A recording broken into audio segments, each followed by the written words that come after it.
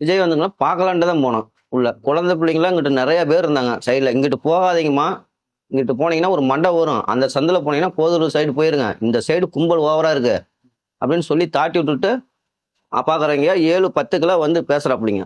பேசுகிறப்பில் ரொம்ப நெருக்கல் தாங்க முடியாமல் எனங்கனாலே முடியல. இந்த குழந்தைங்க இங்கிட்ட தாட்டி விட்டு திரும்ப போய் என் மேலே பொத்து பொத்துன்னு வந்து விழுவுறீங்க. தள்ளி விட்டு கீழே விழுந்ததுல என் சைடுங்க மிதிச்சது. இங்கே காலு கை ஏற்கனவே 2 வருஷத்துக்கு முன்னாடி அடிபட்ட கை பிளேட் வச்சிருக்கு, அதுலேயே மிதிச்சதுல எனக்கு ஒன்றும் முடியல.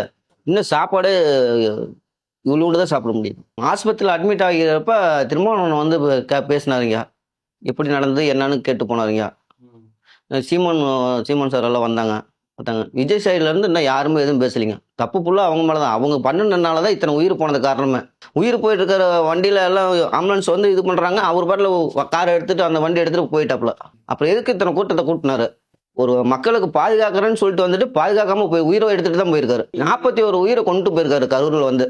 மனசாட்சியே இல்லாம நான் பொழைச்சது செத்து பொழைச்சிருக்கீங்க. ஆளுங்களை இறக்கி வேணுனே இது பண்ணி விட்டாங்க.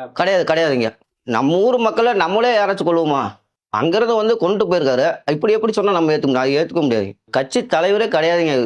ஒரு கரூருக்கு வந்து மக்களை கொலை பண்றதுக்குன்னே வந்த மாதிரி தெரியுதுங்க. 41 உயிருங்க பாதிக்கப்பட்டு. இன்னும் நிறைய பேர் ஹாஸ்பிட்டல் எல்லாம் இருக்கிறாங்க. உயிர் போனதுக்கு அப்புறம் காசை கொடுத்தா எப்படிங்க?